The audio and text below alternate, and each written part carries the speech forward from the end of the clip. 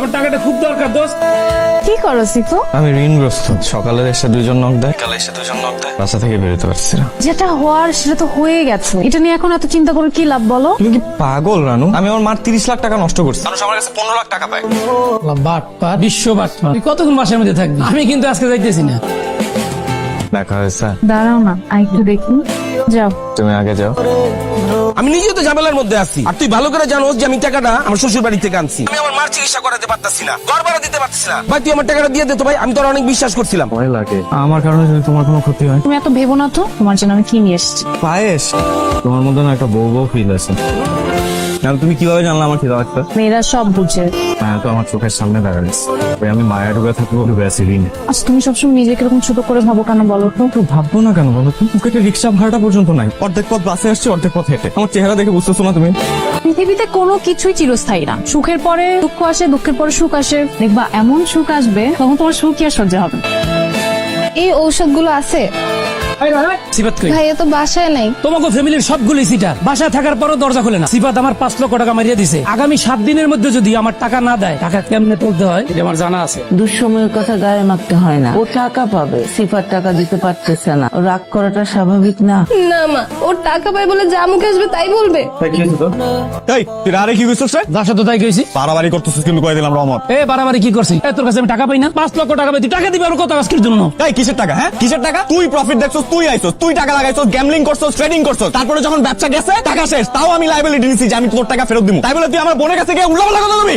আমার টাকা কিভাবে উদ্ধার করতে হইব সেটা আমার জানা আছে। আমার টাকা দিবি। মন খারাপ? তুমি না আমাকে একদম ভালোই বাসো না। তুমি যদি আমাকে ভালোবাসতে তাহলে তোমার মনের সব কথা আমাকে বলতে। এরকম আকাশের দিকে উদাস হয়ে চেয়ে থাকতে। তুমি সবসময় আমার এরকম খাওয়াও কেন? কারণ তুমি গরিব, আল্লাহ তাআলা গরিবদেরকে খাওয়ালে অনেক খুশি হয়। তারা তখন মন থেকে দোয়া করে। দোয়া পাওয়ার জন্য আমাকে খাওয়াও? আমি মজা করছিলাম। আমি একটা বিষয় তোমাকে জিজ্ঞেস করতে চাচ্ছিলাম, আমার কেমন যেন লজ্জাও লাগছে। তোমাদের বাসায় রুম কয়টা? আমার বাসার রুম কয়টা দিয়ে কি করবো? তোমার বাসায় রুম কয়টা বলো না? 2টা, একটা ড্রয়িং। বাসা ভাড়া দিতে পারো ঠিক মতো? আবার পেনশনের টাকা পায়, কাটাকাটি হয়ে যায় আর কি। 3 বেলা খাওয়া দাওয়া? কি জানতে চাইতেছ? 3 বেলা খেতে পারো কিনা? পারি। তাহলে তুমি আমাকে বিয়ে করে ফেলো। মানে? মানে আমরা বিয়ে করবো, কাজী 1000, কাবিন 1000, তারপরে রেজিস্ট্রি ফি, মিষ্টি, বিরিয়ানি, রিক্সা ভাড়া, সাক্ষী সবকিছু মিলে ধরো 5-7 হাজার টাকার মধ্যে হয়ে যাবে।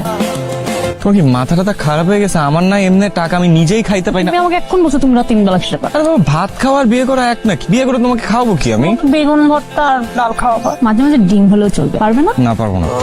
দেখো আমার চাহিদা কম, আমার হাত খরচ অনেক কম। আমি সিফাত নামের একটা গরিবকে বিয়ে করে নিজেও গরিব হতে চাই। এটাই আমার জীবনের লক্ষ্য। এখন তোমার আমাকে বিয়ে করতে হবে। অর্থশূন্য ছেলেদের কেউ পছন্দ করে না। এই মেয়েটা জেনে বুঝে তোর হাত ধরছে, ওরে তুই ফিরায় দিস না বাবা।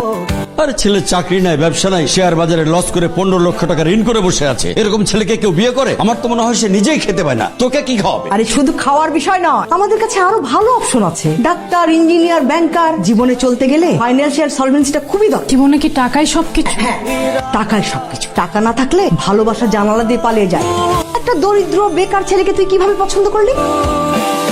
কারণ আমি স্বার্থপর না। আমি টাকার জন্য কাউকে বিয়ে করতে পারবো না। কি বলছো তুমি? টাকা ছাড়া তুমি চলতে পারবে? জীবনে চলার জন্য অবশ্যই টাকার দরকার আছে, কিন্তু টাকাই তো একটা মানুষের জীবন হতে পারে না। আমি ভেবে পারবো না। তার মানে ওই ছেলেকে তুই বিয়ে করবি? ওর পরিবারের অবস্থান এখন খারাপ, কিন্তু একটা সময় তো ভালো ছিল। আবার ঠিক হয়ে যাবে, এটা নিয়ে চিন্তা করো না। শুধু পছন্দ হলেই চলে না রানু, আরো অনেক কিছু লাগে। টাকা, পয়সা, অবস্থান, এর একটা যদি কম হয় না, সুখী হতে পারবি না। একটা বেকার মেয়েকে যদি একটা ধনী ছেলে বিয়ে করতে পারে, তাহলে আমি কেন একটা বেকার ছেলেকে বিয়ে করতে পারবো না? ও এখন বেকার, কিন্তু আমরা দুজন মিলে চাকরি করে স্ট্রাগল করে আমাদের জীবনটা আমরা চালিয়ে নিতে পারবো।